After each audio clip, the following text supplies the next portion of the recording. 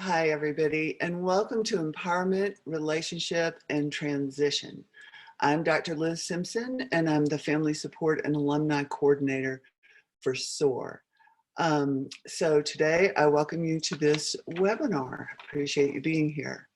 I'm going to get started, and we're just going to go right on through.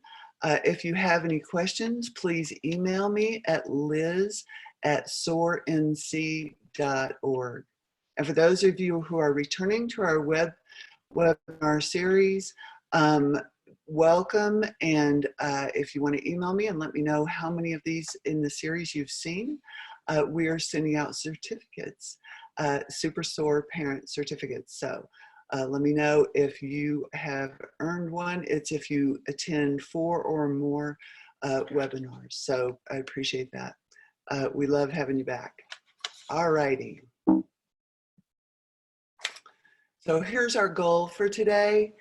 The goal is to understand the developmental trajectory of your child better and to understand the developmental nature of parenting while your child is on their development towards adulthood. Your parenting needs to develop along with that so that we can be sure they're going to be an independent adult in the end.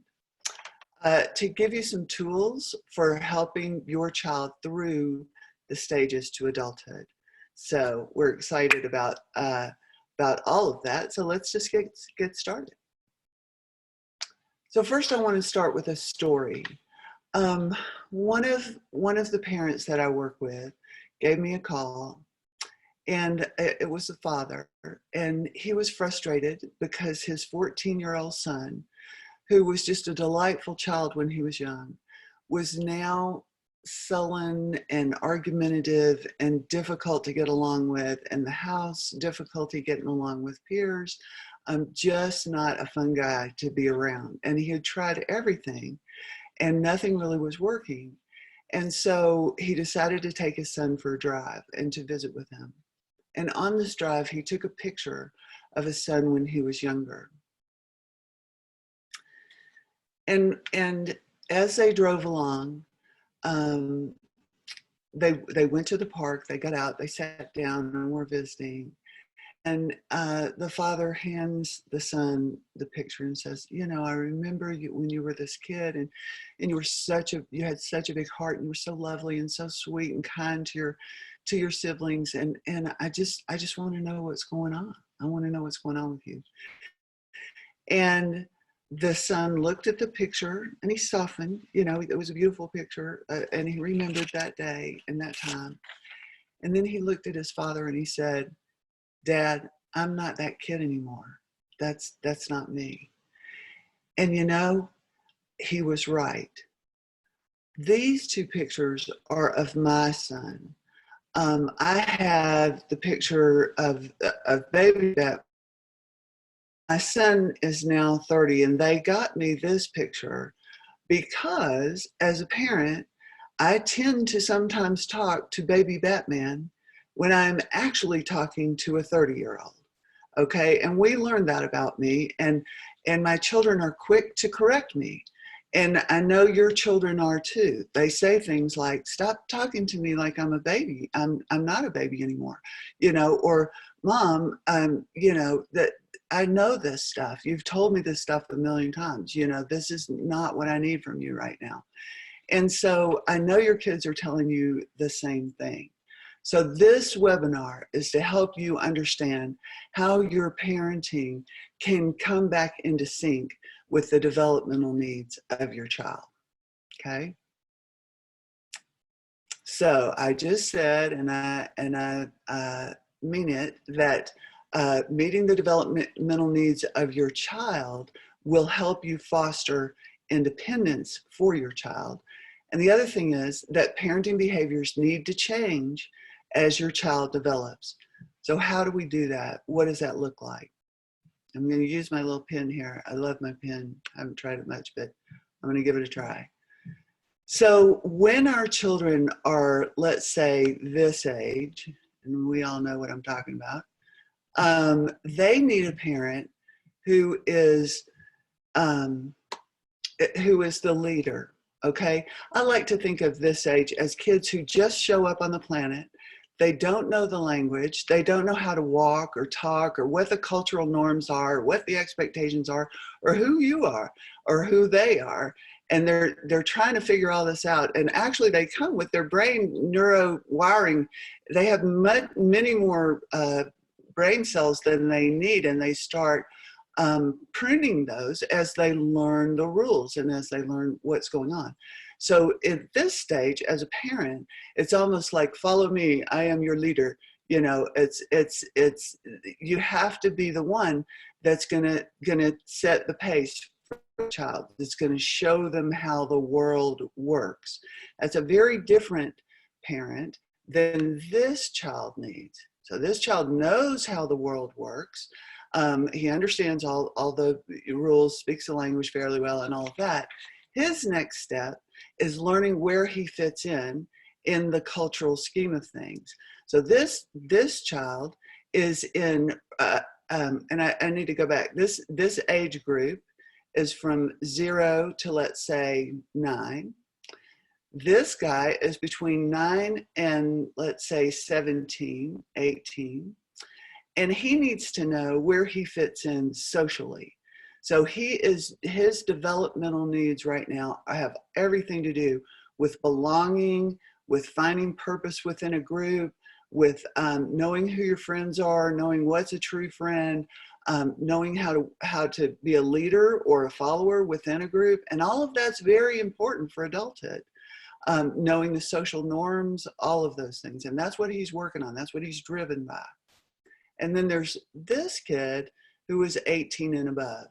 And he is working on using all this information that he has learned to this point to be independent and to make independent decisions. And he's going to test things. He's going to try college, and if that works, great. If it doesn't work, he might change and go do a work thing. He might do a gap year. He's going to try to find where his path starts as an adult and how to follow that path. And that's absolutely developmentally appropriate for him to be doing. Okay. So the developmental needs that drive us, this is what drives us. And everything we do in the environment is to meet one of these developmental needs, always. Even thinking of yourself, when you are moved to behave, it is in regard to meeting one of these needs, okay? Safety, survival, finding food, power, control, autonomy, freedom. All of those are basic human developmental needs that are built in that help us become autonomous in the end, okay? This is sort of a conglomeration of philosophies who have identified basic human needs, but this is my list. So you're also looking for fun and creativity and recreation, things to do during your leisure time. That's very important. And love, belonging, and participation. That's the middle group. That's the teens. They're really there. And competence, understanding, and identity. That's the adults.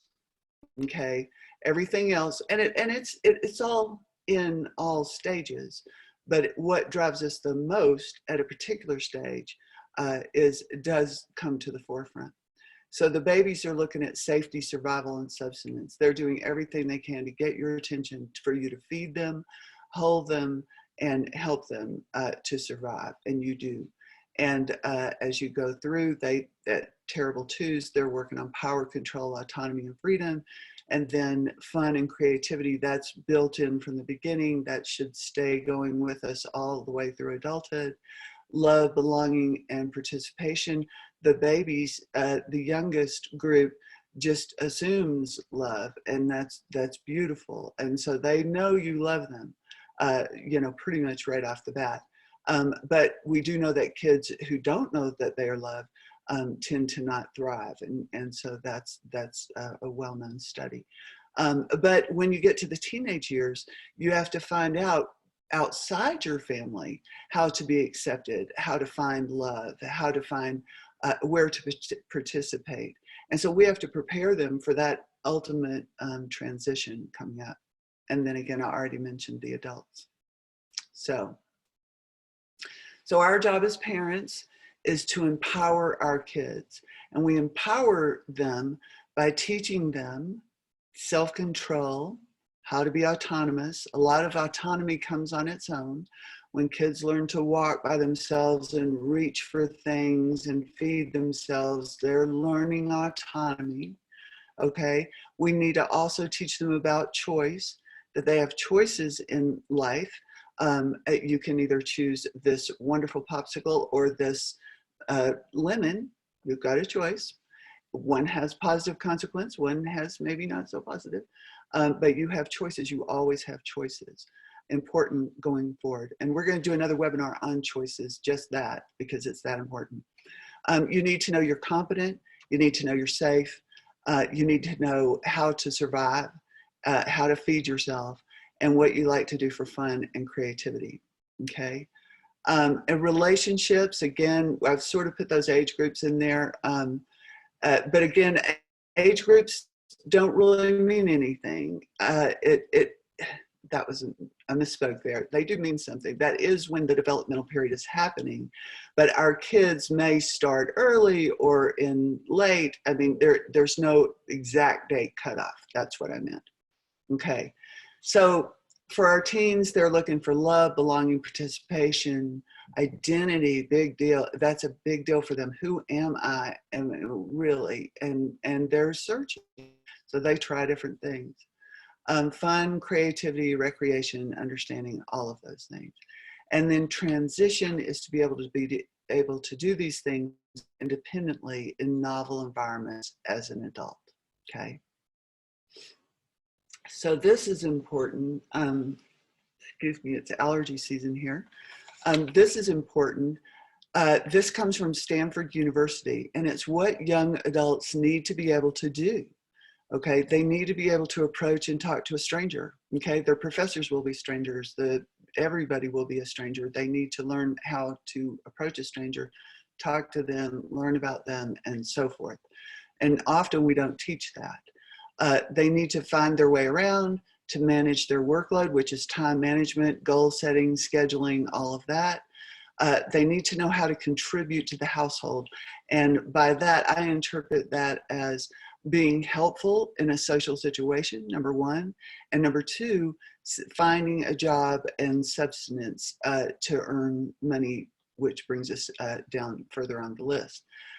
They need to be able to handle interpersonal problems, how to problem solve with other people, and how to do conflict resolution. That they really need to know how to do that, how to apologize to somebody in a specific way that says, I'm sorry I did this, I'm not going to do it again, that was a mistake, or whatever. So interpersonal problems. They need to be able to cope with ups and downs, that things are going to happen that they're not thrilled with, but that will too shall pass, and then other things will happen. They need to be able to earn and manage money, and they need to be able to take risks. So I put this list up there for you to think about, because you can start these skills very early on.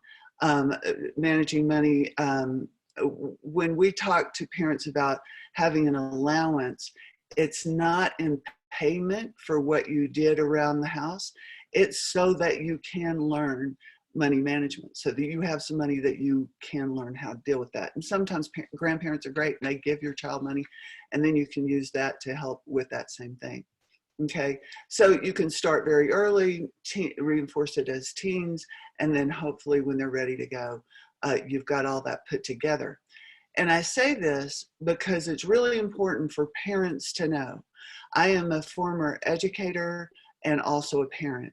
These are not skills, and here's some more that were also put out by Business Week. These are not skills that are taught in the schools. So your school is not going to teach your child these skills, okay? And unless, you know, they're at a boarding school, or actually SOAR in the summer for summer camps, we do teach cooking and personal hygiene and some of these things, because we know our kids need extra practice, okay? So I want you to I want you to think about that. The other thing that schools know that we as parents aren't all that clear on to start with, because our kids don't come with instructions. But if there were instructions, the thing I'm going to teach you today, it may be the overarching instruction that you need. I don't know. I hope so. I hope you'll find it helpful. But schools know that it takes 12 years for our children to learn this pretty big body of knowledge that we assume that they're going to need as adults, but it's all cognitively based. These are the holistic skills, but it also takes 12 years for them to learn these holistic skills that they're going to need when they become adults. So I want you to keep that in mind. We're not going to solve this. It's not like, oh, our kids learned that at 5 and they got it down. At 5, great. You're going to tune it up as teenagers and you're going to move it out as adults. It's developmental, okay, according to their developmental needs. All right. So each developmental level is different for the child, and you teach these skills in a different way depending on the level of the child. That's what I'm saying. It takes a while to learn the necessary skills, and you have to change as your child changes. So I'm going to share a metaphor today, and it's a metaphor, and I hope it helps.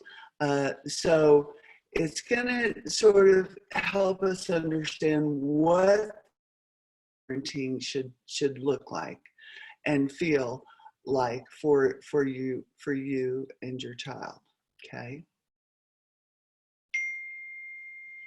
So once upon a time, there was a king, a boatman, and a shepherd.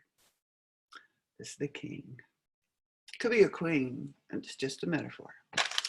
The king is the leader via birthright. So when they hand you that baby at the hospital, you are a king parent or queen or whatever you want to be, but you're the one, you're the leader when they hand you the baby, okay? So as the leader, you're going to set the rules and enforce the consequences when the rules are not followed, because this is a safe kingdom for this child to learn these rules. So you're going to teach them to them so that they know them, and then they can move about freely later. The king has very specific boundaries in and around the kingdom that cannot be crossed without consequences. And you have to lay those out. You have to share those with the kids and help them understand these are the boundaries, okay? And you may have to tell them several times. As a child, I went out, I was literally 5 years old. The backyard was fenced in. You would think that was a boundary. Everybody would know it, right? It's fenced in, but it had a little hole in it. And I just went through that hole and walked down this alleyway, and I looked in another backyard and there was a kid playing, and I just went in there and started playing with that kid. And I didn't think anything about it. Even when the police came and said, is there a little girl here? You've seen a little girl? And I got to ride in the police car and everything. Didn't think a thing about it. My parents were like, whoa, maybe we ought to be sure that you understand what the boundaries are in this neighborhood before we turn you loose. And that was a good point and a hard lesson for everyone. Okay, so boundaries are very important. The king teaches the subjects the code of conduct expected in the kingdom and educates them in the basic life skills they need to survive. This is all coming from you. The king keeps a close watch over the subjects and makes sure they are safe, happy, and healthy, because we're benevolent leaders. We love our people, absolutely.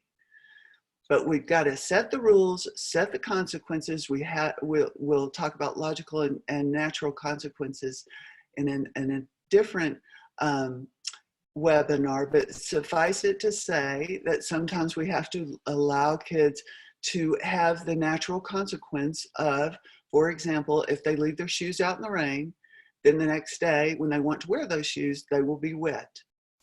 They either have to pick other shoes or wear wet shoes. That's going to happen. Okay, and natural consequences are consequences that make sense and go with the crime. So, or not crime, because that's with the event, because we're not really going to punish them. We're teaching, right? We're teaching. So if they have an event that that requires a consequence, and an example is saying something negative to one of the other siblings, they need to say then 3 things positive to that sibling, okay? So we're adding a consequence on, okay? So natural and logical consequences.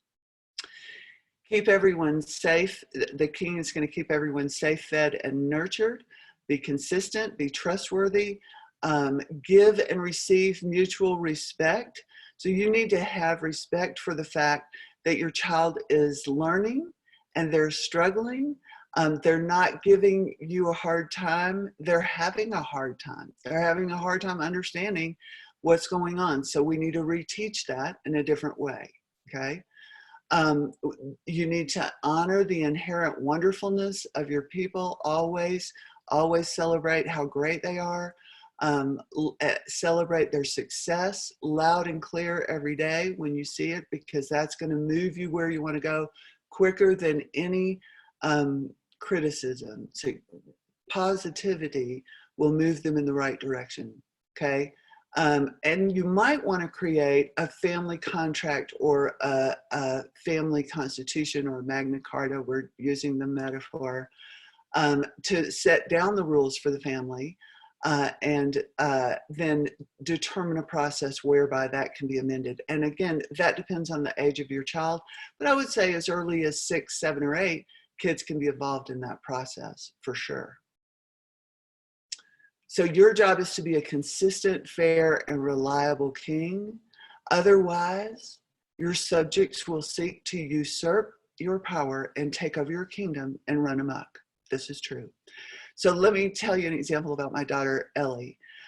My daughter was in the bathtub with her younger sibling, her sister. They're sitting in the bathtub. Ellie's about 4 years older than her sister, who's maybe 2. And Ellie looks at me, and I was just in there talking to him, visiting with him. And Ellie looks at me and says, "Mom, will you go to the kitchen and get us some crackers?" And they're in the bathtub. And I said, "No." And she said, "Why not?" And I said, "Well, because we eat at the table and in the bathtub where we bathe and we brush our teeth in the bathroom, we go potty in the bathroom, but we don't eat in the bathroom, we eat at the table. So when you're out, I'll get you some crackers at the table." And she thought about that for a minute, and she said, "Mom, I have an idea." And I said, "Okay, I'm open." She said, "I'll be the mom and you go get the crackers." And I went, no, see, that's not going to work, because I am the mom by birthright and I make the rules, and that's that. You know, you can't, I'm not role switching with you. And you have to be careful, because your kids will try to role switch with you as they get older, you know. So Ellie, same child, would often try to co-parent her younger sibling. And I would have to say, "Ellie, you know, I am the parent, and I'm not going to let them co-parent you," because she had an older brother, younger sister.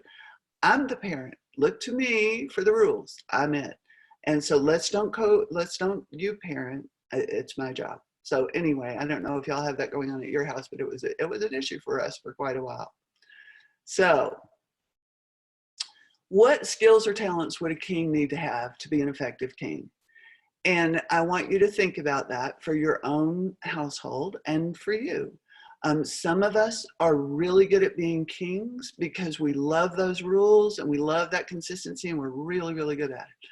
Others of us are not quite as good at the king thing because we prefer sort of a different way, and we'll look at two other ways as we go.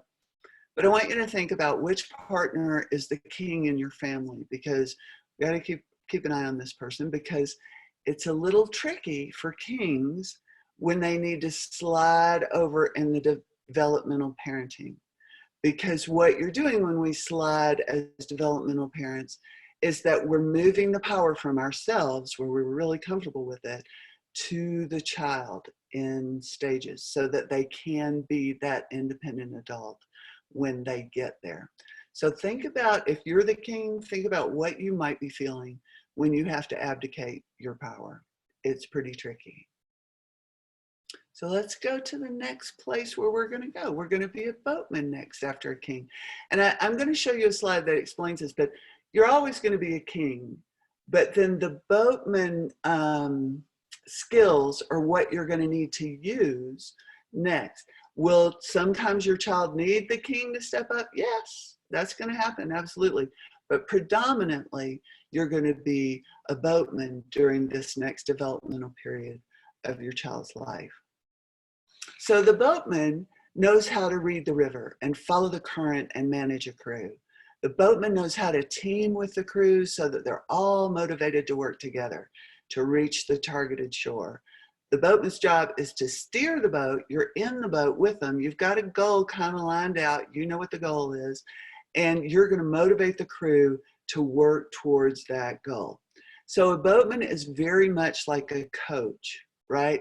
They're out there on the field with you, but they're not playing the game. But they're giving advice. They're helping organize. If there's a timeout or a foul or something, they're going to say it, you know, and get in there. But the child is, we're handing the power over to the child. They're holding the bat. They got to hit the ball. Okay.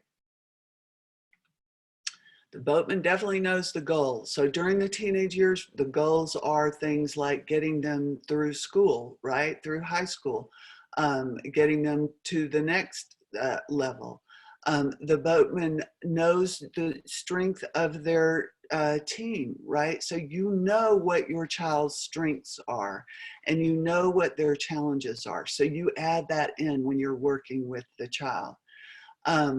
The boatman works with the crew so that everybody knows their job. And this is very important. This is a critical part of being a boatman parent, because you're going to give up some of the things that you've been doing for your child as king, because now they can do it themselves, right? So you never want to do something for a child that they are capable of doing themselves, because what will they do? They will sit back and let you do it for as long as you want to do it, because it's easier. Just like I'm going to sit back and let my husband make coffee every morning and bring me a cup. I love it. It's great. He doesn't have to do it. I can do it myself. If he wants to do it, that's great. And that's how your kids sometimes will do with you, right? They will just let you do their job. Okay. And so the coach also supports everybody in paddling to the shore. Again, the metaphor, but what I mean by that is there's a lot of cheering each other on, a lot of good jobs, a lot of I love the way you've done this, a lot of all of that. But I want to give you an example. Oh, in just a minute. The boatman and the crew work out how to resolve disputes. So this is where we start learning how to do that conflict resolution, how to solve something, how to ask questions so that you don't get into an argument, so how to not argue when you have a point you want to make. How can you make that in a way that has a better tone of voice than that, so you really have my attention? And you need to wait until you've got my attention, until you see my eyes on you before you start talking, because I may not be paying attention, and then you don't want to tell me something very important.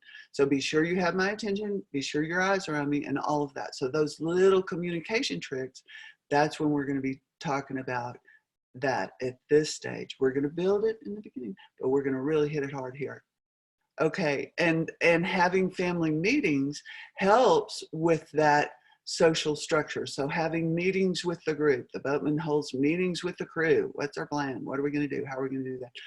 Those meetings are teaching tools for how you have to get with your peers sometimes and negotiate things. Okay, so having family meetings in the teen years is very important. Okay. So the other thing that I'm going to talk about a lot is helping your child to understand how to switch perspectives. And this is a very difficult skill for our group, okay? In the literature, you would say it's called theory of mind. And in the literature, it would say that between, 7 and 9 is when people are able to switch perspectives. That means if you're sitting across the table from me, I realize that what you're looking at behind me is totally different what I'm looking at behind you. Just that little thing, that we see things from a different perspective depending on where we stand. And actually that's how Piaget tested this theory, was he put kids around a table and asked them, what do you see from your perspective? But what we know is that our kids have difficulty seeing things from the point of view of another person. And so we have to start very early as possible, teaching them how to walk in another person's shoes, okay? And so that example with Ellie about co-parenting, I literally did say to her, what if I allowed your brother to come in here and parent you and tell you how to clean your room and tell you what you should be doing and all of that? What if I just abdicated to your brother so that he could parent you? And it took her a minute, but the light went on, and that didn't feel very good. And so I was able to say, well, how do you think that your younger sister feels when you come in that same way? And she was able to start to make that move. Did we have to have lots of examples growing up? Yes, we had to have lots of examples. And anytime I found one, I would use it. So switching perspectives is difficult for our kids. They say that with ADHD, there is research to say that we fall behind by about 3 years in some skills. And again, that is highly, highly individualized. In all of my 40 years working with kids, especially kids who had attention deficit disorder, LD, or on the spectrum, it is very rare to find kids who develop in exactly the same rate or have inconsistencies in development in exactly the same way. The only one that shows up quite often is shifting of perspective. And one seems to be delayed almost across the board, but I haven't done the research. It would be a good research project. So moving through, so we can, I want to be respectful of your time. You want to practice these skills every day in as many environments as possible. Social skills, perspective switching, conflict resolution, as many environments as possible. You want to include these kids, and again, this is sort of the preteen teen group, in as much decision making as is appropriate. So if you're trying to make a decision about where do we want to go for vacation, or even what are we going to have to eat this week, let's make a family menu. You know, that's a great idea. So you want to help them understand social situations, expectations, and rules. With my daughter, Ellie, who is going to be the star of the show, apparently. When she was younger, she was very, very, very shy. And we would go to the park, and there would even be friends from our neighborhood, but she just couldn't walk into a group that was already playing. It was very difficult for her. And she discovered about, I don't know, maybe 10 years old, that if she had any kind of live animal or bug or worm or anything in her hand or with her, that she could go near the group and then they would be interested in whatever animal it was that she had with her on that day. And so she learned to find, so their attention would be drawn to her. They could start out talking about the butterfly or the caterpillar, and then they could go from there. And literally, she used that at her brother's baseball games. She used it at the park. She used it the first day of school. She found this method that worked for her. So she used it in many environments, and she still does.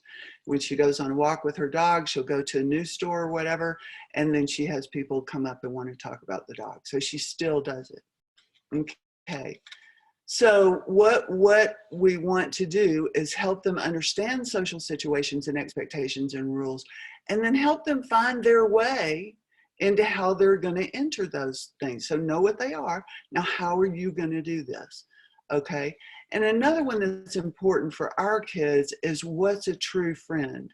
Because our kids tend to mix up acquaintances, friends, online acquaintances, online friends. You know, there's the categories are blurred. And so it's a perfect opportunity to talk about why you have friends from 20 years ago and why they're important friends, and why this new person that you met is somebody you might want to get to know, but you might not. So have those conversations out loud with your child, because they're learning that from you, from those discussions. Always honor everybody as a valued member of the team, of course. Teach them how to give and receive support. You want them to, I have a lot of great stories about our kids are so helpful, for, especially for older folk or for people who you know, need help. Find them opportunities to give and receive support. So giving support to somebody who's older and needs help. Our kids in Du Bois, Wyoming, where I live, are currently out shoveling sidewalks and helping the senior citizens build a garden, which just makes them feel so great. It's so good for everyone. So if you have a team, look into community service. That's where they're finding their purpose in a group. Helping older family members or getting a part-time job is also helpful. So for Ellie, helping her find the right school for her at this period in her life.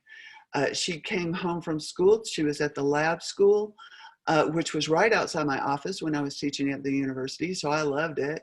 But she came home and said, I can't go there anymore. I can't go to the lab school. And I thought that was kind of strange, because it was small classes, and you know, she was terribly shy and she knew everyone. But the problem was some of her peer group were starting to bully other people, and she didn't have any control over that. We brainstormed and brainstormed. Unfortunately, one of the kids was the principal's son, and that made it trickier as well. But she had a solution. She wanted to go to the big junior high. And I was cautious about that, but that was her solution. So I said, okay, you know, we'll try that. So she went to the big junior high, and she actually, before she went, I met with some parents whose kids went there, and we had a little barbecue at our house. So Ellie had at least 2 faces at that school that she knew. And then when she started school, sure enough, those kids introduced her to other kids, and she found her group, and it worked out beautifully.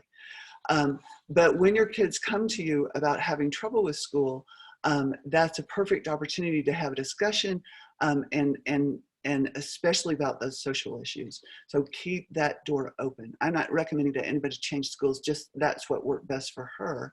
But school is going to bubble up a lot of information for you that will be teachable moments, okay? Helping your child pick recreational things that they want to do and that they want to join. For both my girls, it was horses. For my son, it was wrestling. And those were the things that they did.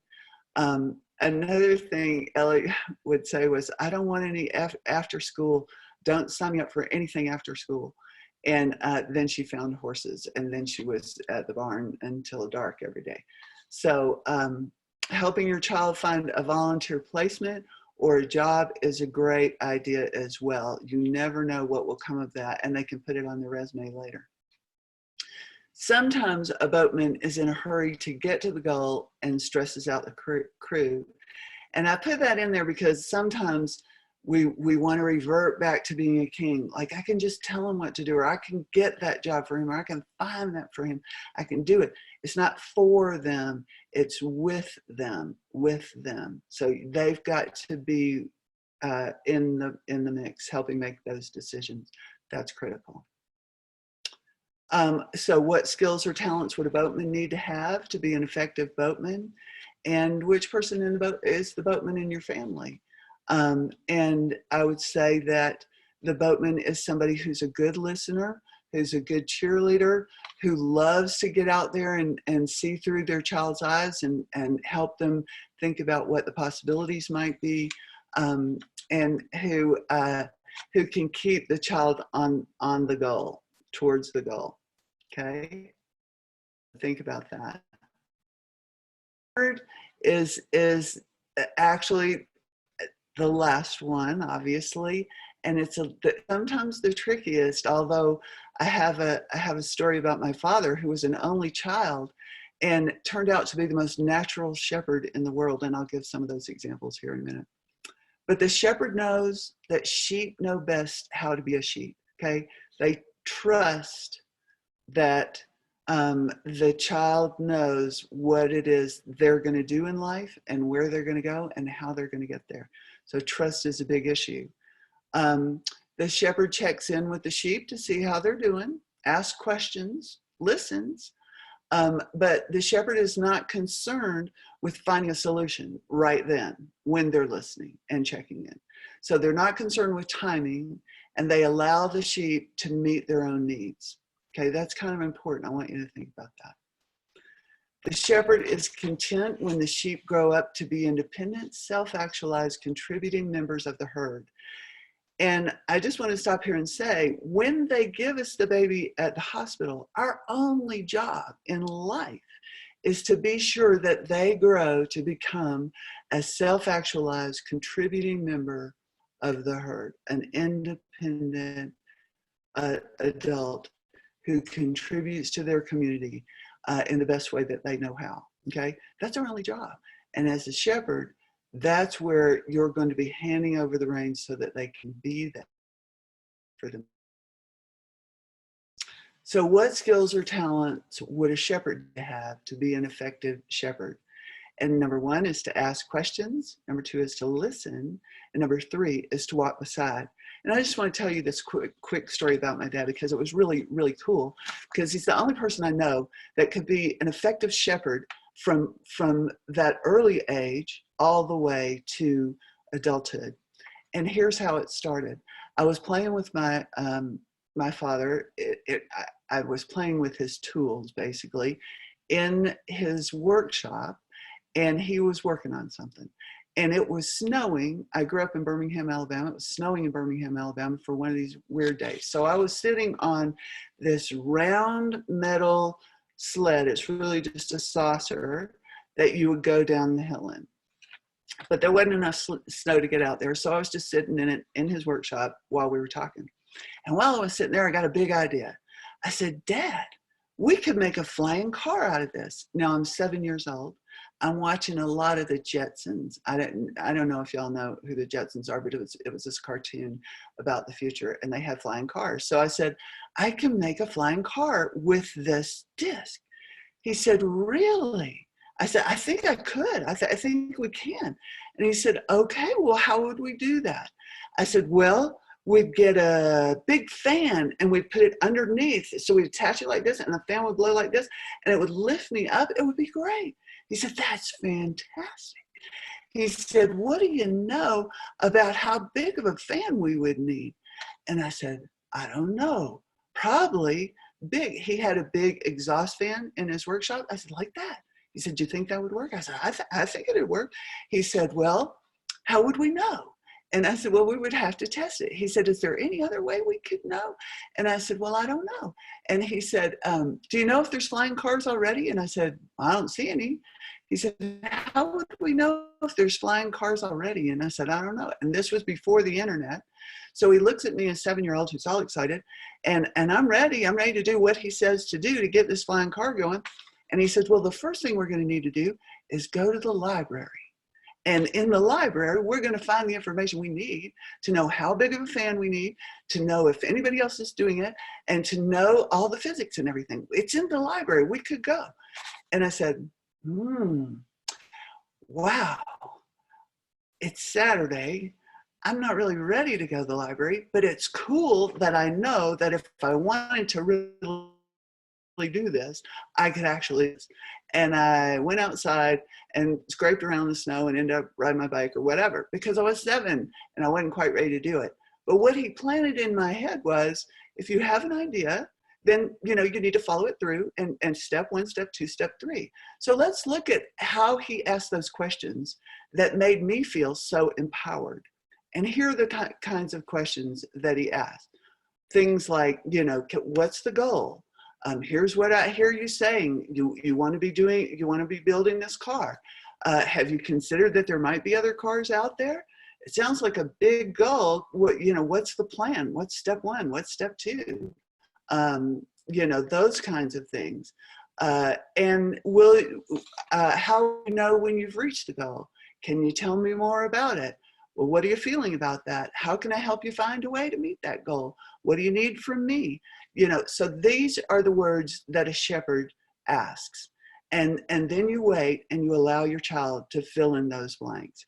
And when you say, what do you need from me? It does not mean, you know, $50 or whatever. Although, back to my father again, I was in college, I wanted to start a vegetarian restaurant. We had this idea, brainstorm, and, you know, 5 o'clock when we were having a beer together, I'm sure. And so I called my father. I'm going to start a vegetarian restaurant. I've got this. I'm so excited because we had talked out all the details, what the decor was going to look like, what we were going to serve, even a building that we thought it should go in. We had talked about all that. I was ready. I called him. I said, Dad, I'm going to start a vegetarian restaurant. He said, great, great. Never said no to me ever. Always said, wonderful. And then he started. So how much money do you think it'll cost to start a restaurant? I went, I don't know. And he said, you know, you probably need to know how much money you need to start that restaurant. And so I took a guess, $5,000. He went, okay, $5,000. He said, he said, do you have $5,000? And I said, no. He said, well, how are you going to get $5,000? And I said, well, I was going to ask you. And he said, well, I would have to ask the bank. So why don't we just go and ask the bank? And I said, that's great. I'll go. Yeah. When can you come down? We'll go ask the bank. And he said, well, the bank is going to want a business plan. I went, really? I've never seen a business plan. Yep, you're going to have to. So I went, yeah, I'm going to send you a business plan. I want you to fill that out. And then when you get that filled out, you call me and we'll go to the bank together. We'll be good to go. We're ready. I can't wait to see how this turns out. It's going to be fabulous. So he sends me this business plan, which back then was about 20 pages printed out that you had to write in everything. And I think we got to maybe page, I don't know, 7. And then we decided, well, maybe we're not quite ready to do the whole restaurant thing. Maybe we'll just, you know, see about feeding our friends and seeing what they think. You know, I mean, we just kind of said, well, no, that's not going to work. But that was great because he was allowing, he's just following, he's just walking beside. Okay. And when you have a young adult, they're going to come up with lots of ideas. Don't panic. Just walk beside and help them sort which way they need to go. Okay. So when they're talking to you, listen with your whole being and be careful. Watch your self-talk, because what happens as a king and a boatman is that we're planning when they're talking, right? We're trying to decide how are we going to help get this done or that done or work around it or whatever. Or we're panicking, we're fearing. Ooh, that sounds like a big plan. That sounds really scary. And the fear is coming through. So you have to watch your self-talk when you're listening to your young adult. And just listen, clear the chatter and listen. And listen without planning a response, because they're not necessarily looking for a response, but they will ask you for a response if they need one. And then restate what you heard them say. So it sounds like you're going to do a restaurant. Wow. It sounds like you're going to build a flying car. That's amazing. What is plan A? What's plan B? How's that going to work for you? Okay. And then walking beside, remember, they need to set their own goals. And this is a good thing, because we know that self-determined goals tend to support persistence. If it is a goal that I have thought of, I am going to persist. If it is a goal that someone has put on me, I may do it, but I'm going to do it my own way, sort of how I feel like doing it. And I'm going to probably maybe wait till the last minute because We have a lot of procrastination in my genes. I do, our family actually, and your kids, right? We're going to just take this path. But if it's my goal, I'm on it. I'm 100% on it. Okay. So self-determination leads to autonomy, and self-determined goals need support and often outside help and instruction, which is what my father was doing for me. He was sharing his knowledge and understanding when I asked, so that I could have that support and understanding and know whether plan A was going to work or plan B might need to be considered. Okay. And successful meeting of self-determined goals leads to a growth mindset.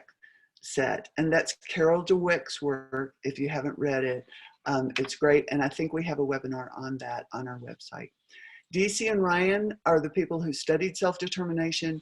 That's where we want our young adults to be. So we want them to practice setting their own goals as early as possible. They can be small goals, but as long as they're their goals, we want them to practice it so that they'll have it when they're ready to go. So the king, the boatman, and the shepherd is obviously a metaphor for how we define ourselves as parents, and how, as well as how we view our children. It's how we're building the parent-child relationship over time, okay? So at first we're their leader, then we're their coach, then we're their shepherd, we're walking beside, okay? How we build learning environments changes over time, right? We're childproofing things in the beginning. Then we're opening doors in the middle. And then we're showing them the door, literally, at the end, right? With their independence, okay? How we relinquish power to our child so that they can be a responsible partner in their own life outcomes. I know I said learning outcomes, but it's really in their own life outcomes. And to relinquish means to voluntarily cease to keep or to claim. We're allowing them to claim their lives as they go forward. Okay, so that's all I have for you on this topic. If you enjoyed this, please let me know. It's liz@soarnc.org. If you have any questions after watching this and you would like me to address those personally, email me there as well. Thank you so much for visiting with me today. And I'm going to stop my share. There we go. And, you know, just I am here for you. I know this is a tricky time. So if you have any questions at all, please let me know. Have a good evening. Take care. Bye.